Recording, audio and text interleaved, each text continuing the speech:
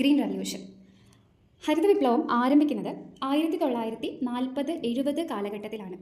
തീർച്ചയായും ഹരിത വിപ്ലവം അഥവാ ഗ്രീൻ റവല്യൂഷൻ എന്ന് കേൾക്കുമ്പോൾ തന്നെ ഇത് കാർഷിക മേഖലയെ മാത്രം കേന്ദ്രീകരിച്ചുകൊണ്ട് അഥവാ കാർഷിക മേഖലയിലെ ഉൽപ്പാദനം വർദ്ധിപ്പിക്കുക എന്ന ലക്ഷ്യത്തെ മുൻനിർത്തിക്കൊണ്ടാണ് ആരംഭം കുറിച്ചിട്ടുള്ളത്. ആഗോളതലത്തിൽ ഹരിത വിപ്ലവം ആരംഭിക്കുമ്പോൾ ഹരിത വിപ്ലവത്തിൻ്റെ ആരംഭ ഇടം എന്ന് പറയുന്നത് മെക്സിക്കോ ആണ്.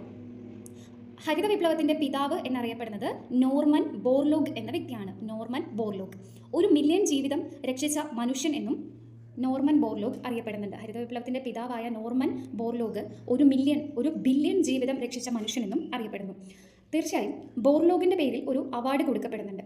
കാർഷിക രംഗത്തിൻ്റെ മികച്ച പ്രവർത്തനമുള്ള അവാർഡാണ് ബോർലോഗ് അവാർഡ്. ഹരിത വിപ്ലവം എന്ന പദം ആദ്യമായി ഉപയോഗിച്ചത് വില്യം ഗൗഡാണ്. ഹരിത വിപ്ലവം നമ്മൾ പറഞ്ഞു കാർഷിക മേഖലയെ കേന്ദ്രീകരിച്ചുകൊണ്ട് കാർഷിക വിളകളുടെ ഉൽപ്പാദനം വർദ്ധിപ്പിക്കുക എന്ന് തന്നെയാണ് ഇതിൻ്റെ ലക്ഷ്യം. അത്തരത്തിൽ ഹരിത വിപ്ലവത്തിലൂടെ ഏറ്റവും കൂടുതൽ ഉൽപ്പാദനം ഉണ്ടാക്കിയിട്ടുള്ള കാർഷിക വിളകളാണ് ഗോതമ്പും അരിയും. നമ്മുടെ ഹരിത വിപ്ലവത്തിൻ്റെ പിതാവ് എന്നറിയപ്പെടുന്ന നോർമൻ ബോർലോഗിന് 1970 സമാധാനത്തിനുള്ള നോബൽ സമ്മാനം നേടിയിട്ടുള്ള കൃഷി ശാസ്ത്രജ്ഞനാണ് നോർമൻ ബോർലോഗ്. അദ്ദേഹം ഗോതമ്പിൻ്റെ ഉയർന്ന വിളവ് നൽകുന്ന ഇനങ്ങളുടെ വിത്തിൻ്റെ നിർമ്മാണത്തിന് പ്രധാന പങ്ക് വഹിച്ചിട്ടുള്ള വ്യക്തിയാണ്.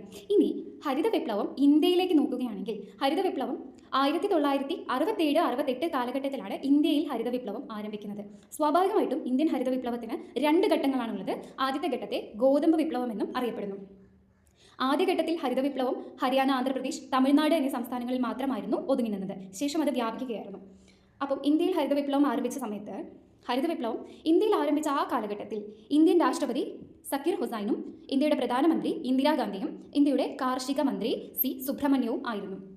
ഇനി ഇന്ത്യയിൽ ആരംഭിച്ചു എന്ന് പറഞ്ഞു. ഇന്ത്യൻ ഹരിത വിപ്ലവത്തിന് 2 ഘട്ടങ്ങളുണ്ടായിരുന്നു. ആദ്യത്തെ ഘട്ടത്തെ ഗോതമ്പ് വിപ്ലവം എന്നും അറിയപ്പെടുന്നു എന്നൊക്കെ നമ്മൾ പറഞ്ഞു. ഇന്ത്യൻ ഹരിത വിപ്ലവത്തിൻ്റെ പിതാവ് എന്നറിയപ്പെടുന്നത് MS സ്വാമിനാഥനാണ്. നമുക്കറിയാം MS സ്വാമിനാഥൻ റിസർച്ച് ഫൗണ്ടേഷൻ ചെന്നൈയിലാണ് സ്ഥിതി ചെയ്യുന്നത്. അപ്പോൾ ഇന്ത്യൻ ഹരിത വിപ്ലവത്തിൻ്റെ പിതാവ് MS സ്വാമിനാഥനാണ്. ഇദ്ദേഹം നിർമ്മിച്ച അത്യുൽപാദന ശേഷിയുള്ള വിത്തിനങ്ങളാണ് സൊണോറ 64 ആൻഡ് ലെർമ റോജോ 64 എന്നിവ. സൊറോണ 64, ലെർമ റോജോ 64 എന്നിവ. ഹരിത വിപ്ലവത്തിൻ്റെ ആ കാലഘട്ടത്തിൽ തന്നെ ഇന്ത്യയിൽ വികസിപ്പിച്ചെടുത്ത അത്യുൽപാദന ശേഷിയുള്ള ഒരുപാട് ഗോതമ്പ് ഇനങ്ങളും ഉണ്ടായിരുന്നു.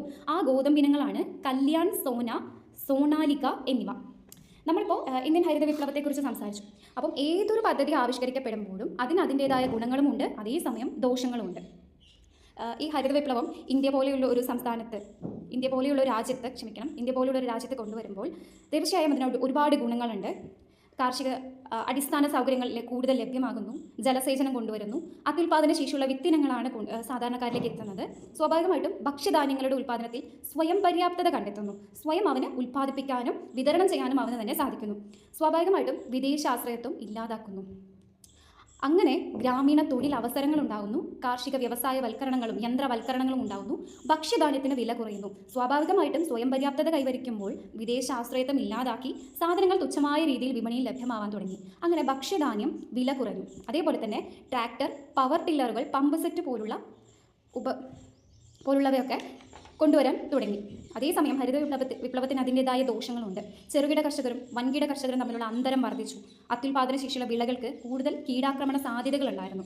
അതുപോലെ ഈ ടില്ലറുകളും പമ്പ് സെറ്റും ഒക്കെ കൊണ്ടുവരുന്ന അതേ സമയത്ത് ജലസേചനം കൊണ്ടുവന്നു എന്നത് ഹരിത വിപ്ലവത്തിൻ്റെ ഗുണമാണെങ്കിലും എവിടെ നിന്ന് കിട്ടി ഈ വെള്ളം? ഭൂഗർഭജലത്തെ ചൂഷണം ചെയ്തു. സ്വാഭാവികമായിട്ടും ഭൂഗർഭജലത്തിൻ്റെ അളവ് ഗണ്യമായ തോതിൽ കുറഞ്ഞു എന്നത് ഹരിത വിപ്ലവത്തിൻ്റെ ദോഷമായി മാറി. പിന്നീട് രാസവളങ്ങളും കീടനാശിനിയും ഒരുപാട് ഉപയോഗിച്ചു. മണ്ണിൻ്റെ സ്വാഭാവികമായിട്ടുള്ള ഘടനയെ ബാധിച്ചു. ഫലഭൂഷ്ഠത ഇല്ലാതാക്കി. യന്ത്രവൽക്കരണം കൊണ്ടുവന്നു എന്ന് നമ്മൾ പറഞ്ഞു, ഗുണമായി പറഞ്ഞു. അതേസമയം യന്ത്രവൽക്കരണം വൻതോതിലുള്ള തൊഴിലില്ലായ്മയും സൃഷ്ടിച്ചു എന്നതാണ് മറ്റൊരു ദോഷം. അപ്പം ഹരിത വിപ്ലവം ഒരു തരത്തിൽ നമ്മളെ ഒരുപാട് ഗുണം